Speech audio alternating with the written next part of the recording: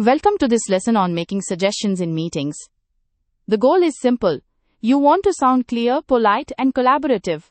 A strong suggestion does more than present an idea.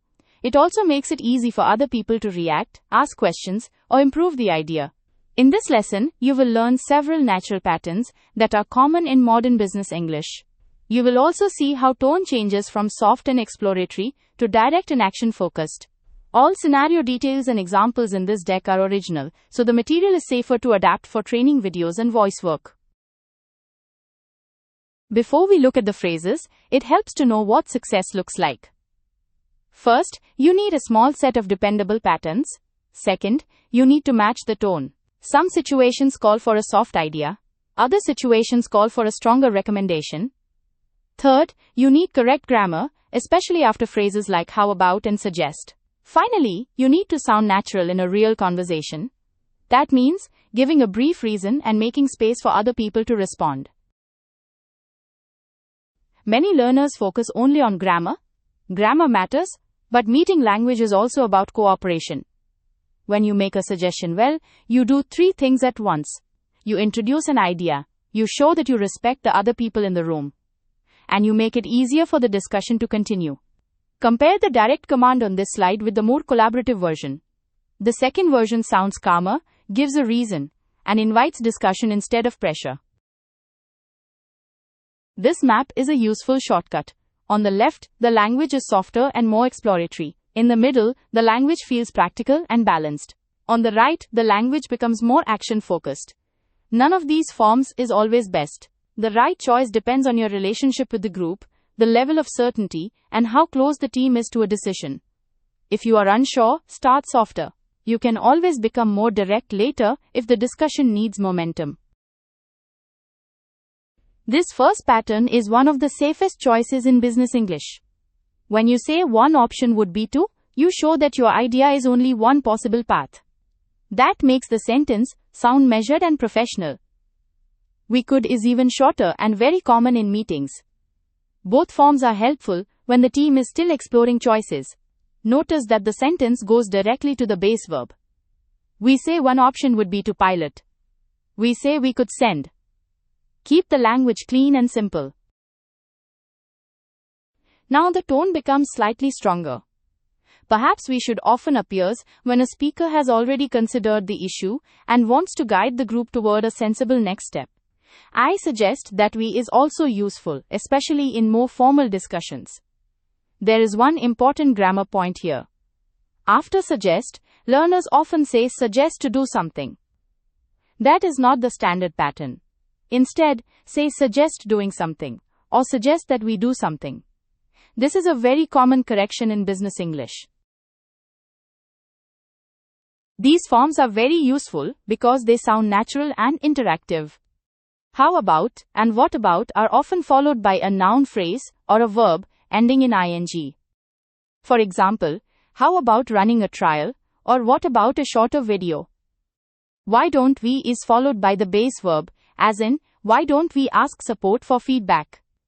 In natural speech, many people also say, how about we book Friday? You will hear that often. Still, how about plus, verb ending in ing is the safest pattern for learners to produce accurately.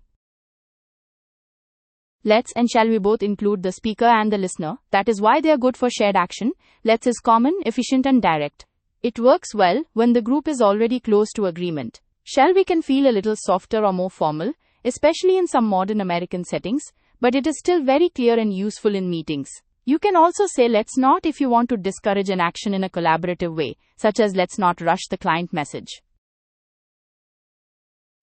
What if we is a very flexible pattern? It helps you explore an option without sounding too committed to it. That makes it especially useful when you are discussing experiments, backups, or unusual approaches. In tone, it is usually softer than let's, and often a little more imaginative than perhaps we should. This pattern is excellent when you want to invite thinking, not just quick agreement. It gives the group permission to explore a possibility before judging it. This slide focuses on accuracy. After how about, do not use to plus a verb. Use a noun phrase or a verb ending in ing. After should, use the base verb without to. After suggest, do not say suggest to do something. Use suggest doing something, or suggest that we do something. The last example is different. Shall is normally used with I or we when making suggestions or offers. That is why shall use sounds unnatural in everyday business English. Now let us move from isolated phrases to a realistic business situation. This scenario is original, but it reflects the kind of discussion many teams have. The group is launching a new workshop series. The goal is clear, but the path is not.